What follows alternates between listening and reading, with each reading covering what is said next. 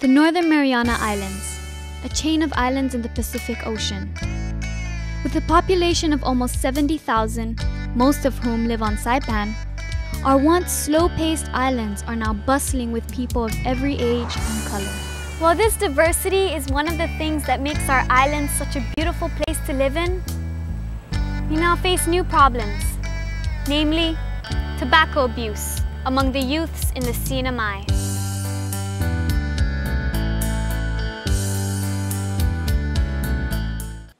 Each year in the United States and its territories, 400,000 people die from cigarette smoking. That's more people killed from smoking than AIDS, alcohol, drug abuse, car crashes, murders, suicides, and fires combined. These are staggering numbers, but why are they so easy for people to ignore? Even though the dangers of smoking are well known, many young people start smoking anyway, and they ignore the simple fact that smoking kills people. So why do young people use tobacco?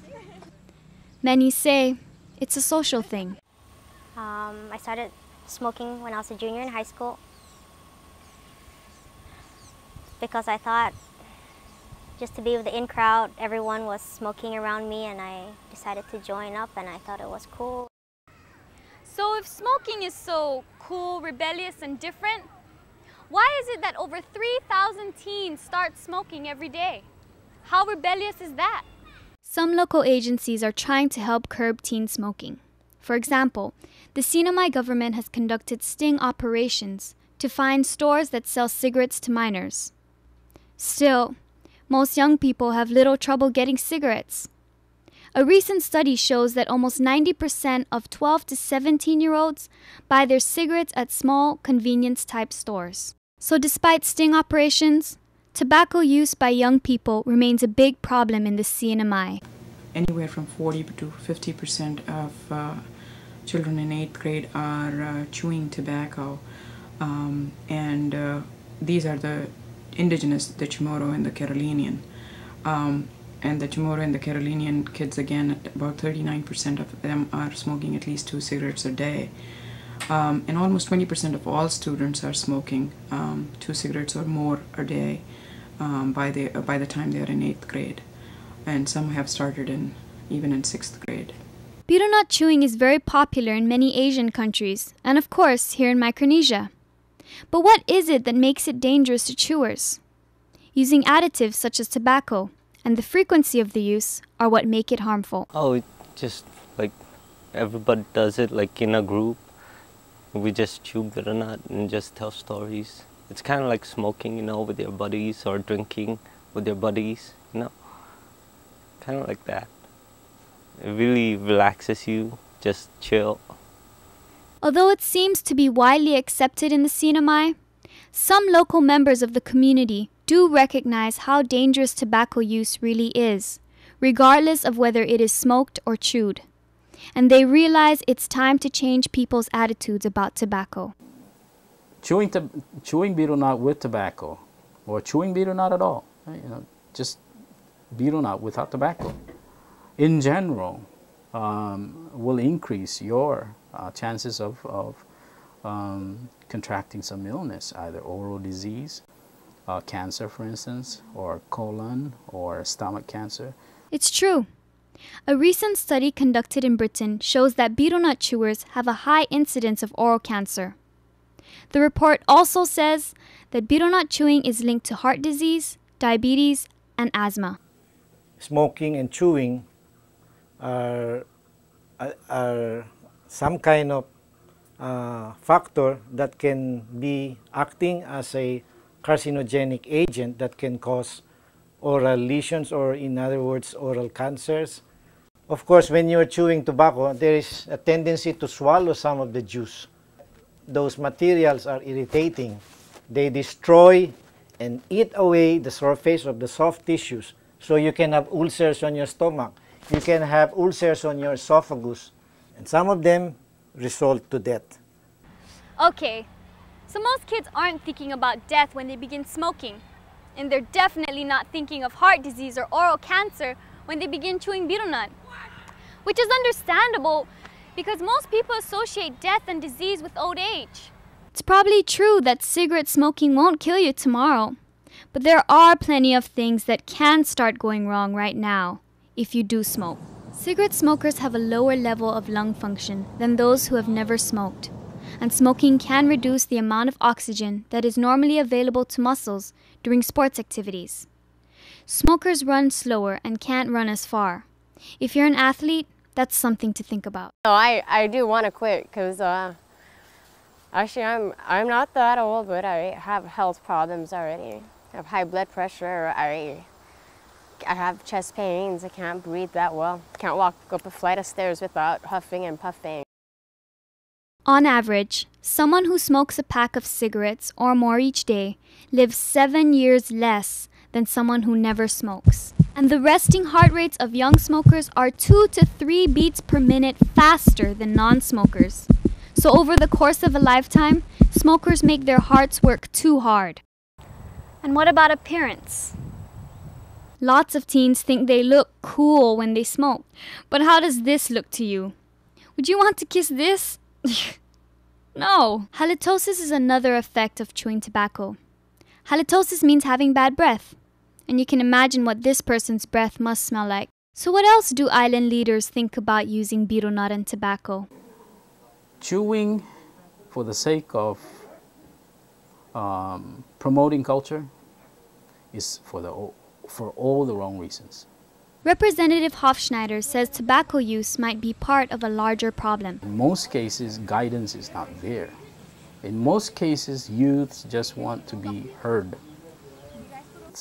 I've seen 9 years old come up to me and say, can I have a tobacco?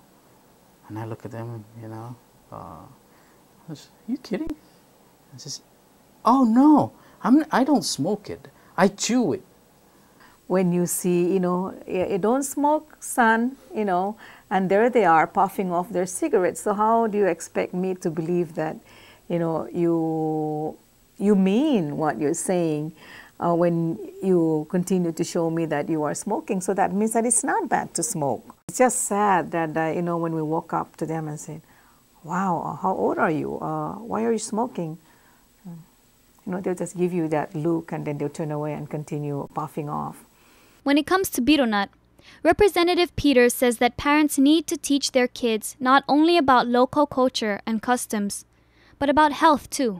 It is taken as part of the culture, but it is time that the parents and responsible adults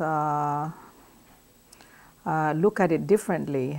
It may be considered culture, but we should try and get away from culture that affects the health of our people. And they're allowing young kids, as young as 3-4 years old, to at least start with, or even 1-year-old, to just chew the green biro nut by itself. Speaking of the issue of culture, Representative Peter is puzzled as to when using processed tobacco in the form of cigarettes became a part of the cultural use of biro nut chewing. This is something new. I don't know where we got it from, but something that is very serious. In recent years, big tobacco companies have been losing big battles in court. They're being accused of knowingly and aggressively selling a product that kills people. The research shows that tobacco smoking is a killer.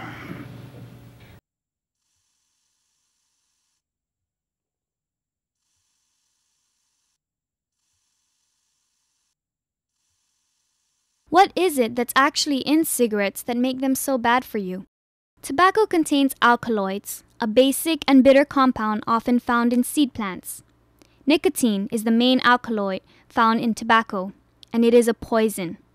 To give you an idea of this, tobacco waste products are often used to manufacture pesticides. They use nicotine as an insecticide. So you can just imagine, you are chewing an insecticide. Part of being young means being confident. And if you started smoking recently, you're probably thinking, oh yeah, I'll quit later, whenever. Think again. Recent research shows that a young person's addiction to cigarettes can kick in within the first few days of smoking. A year-long study of 7th graders in Massachusetts found that the kids experienced all of the same symptoms of nicotine addiction as adults do, like feeling anxious or irritable when denied a smoke. This is troubling news to any parent who cares about their kids. Well, I can't tell them what to do. It's their choice. But if I were them, I would not even touch a cigarette or the betel nut. Because I know what it does, you know, the devastation it can do. So even me, myself, I'm trying to quit, and I'm still thinking about where to start, you know, how to quit from chewing. But I'm glad my kids don't chew. They don't like the taste of it. Because nowadays you see a lot of young people starting to smoke, chewing, and you know, they have to learn what are the causes of smoking and chewing. And what about the expense? Especially if you're a heavy chewer and you average out about 5 or 10 bags a day, and you got to buy lime, which is $1.50, and tobacco is up to $3.25. That's a $5, $10 habit every day. Think of all the money you'll save if you quit smoking or chewing, or better yet, if you never even start. Don't waste your money and give it to big, greedy cigarette companies. Spend it on CDs, clothes, movies, and computer games. These things may bug your parents, but probably a lot less than if you started smoking. These are just some of the things to think about. In the end, if you decide that smoking is truly not for you, hopefully you came to that decision not for your parents or your teachers or anyone else, but yourself. It will always be your decision. Think about your own body. It's the body that God has given us, and we need to take care of it. And we just have one pair of lungs. We have one heart. You start destroying it at an age that it is growing, it is more likely it will be destroyed than compared to an adult who starts smoking at an adult age. First, gather information about the pros and cons of any action that you want to take, and then make an educated decision whether you want to do that action or not. And especially if it involves your own body, think twice, think 3 times, think several times before you would do anything to your body. That's what I would say to my own child.